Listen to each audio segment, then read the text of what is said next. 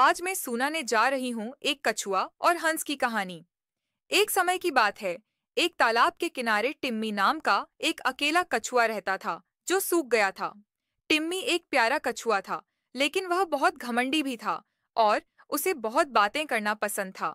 दो जंगली हंस, जॉर्ज और ग्रेसी, टिम्मी के एकमात्र दोस्त थे। वे दयालु थे और अक्सर उसके साथ दूर दुनिया की खबरें साझा करते थे। एक साल सूखा बहुत गंभीर पड़ा।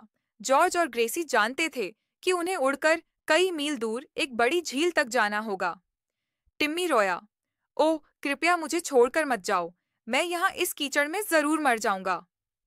जॉर्ज, जो ज्यादा समझदार हंस था, ने एक पल सोचा, हम तुम्हें अपने साथ ले जा सकते हैं टिम्मी, लेकिन तुम्हें एक बहुत सख्त नियम का पालन करने का वादा करना होगा। क्या तुम सहमत हो? टिम्मी चिल्लाया, हाँ, हाँ, कुछ भी। ग्रेसी तेजी से उड़ी और एक मजबूत छड़ी लेकर वापस आई। उसने कहा, हमारी योजना यह है, हम में से हर कोई अपनी चोंच में इस छड़ी का एक सिरा पकड़ेगा और तुम्हें अपने मुंह से छड़ी का बीच वाला हिस्सा कसकर पकड़ना होगा। हम धीरे और सावधानी से उड़ेंगे, लेकिन जब तक हम झील पर नहीं उतरते, तब तक तुम्हें किसी भी कीमत पर अपना मुंह नहीं खोलना है और एक शब्द भी नहीं कहना है। टिम्मी ने ईमानदारी से वादा किया और तीनों ने अपनी अविश्वसनीय यात्रा शुरू की। वे खेतों और जंगलों के ऊपर से उड़ रहे थे।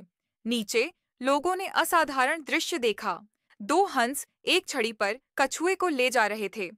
जैसे ही वे एक व्यस्त गांव के ऊपर से गुजरे, बच्चों के एक समूह ने चिल्लाना और ऊपर की ओर इशारा करना शुरू कर दिया।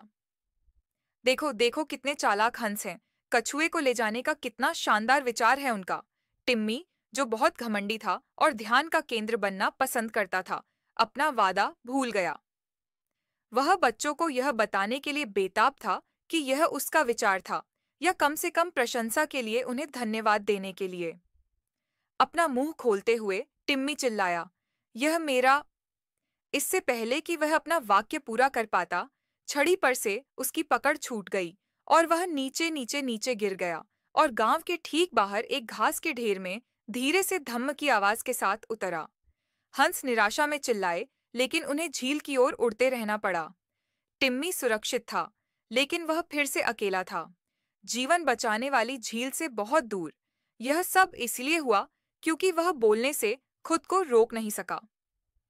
कहानी की शिक्षा, मॉरल ऑफ द स्टोरी। इस कहानी से दो मुख्य शिक्षाएं मिलती हैं। आज्ञाकारिता और सहयोग। कभी कभी हमें एक लक्ष्य प्राप्त करने के लिए निर्देशों का पालन करना होता है और मिलकर काम करना होता है, भले ही इसका मतलब क्षणिक इच्छा, जैसे बोलना, का त्याग करना हो। मौन सर्वश्रेष्ठ है या कम बोलना अच्छा है। अहंकार और प्रतिक्रिया देने की इच्छा कभी कभी ध्यान भंग और असफलता का कारण बन सकती है, खासकर जब हम किसी नाजुक स्थिति में हों। क्या आप ईमानदारी, दयालुता या दृढ़ता के बारे में कोई नैतिक कहानी सुनना चाहेंगे? सब्सक्राइब कीजिए ताकि हम आपको और भी ऐसे कहानी सुना सकें। Good night.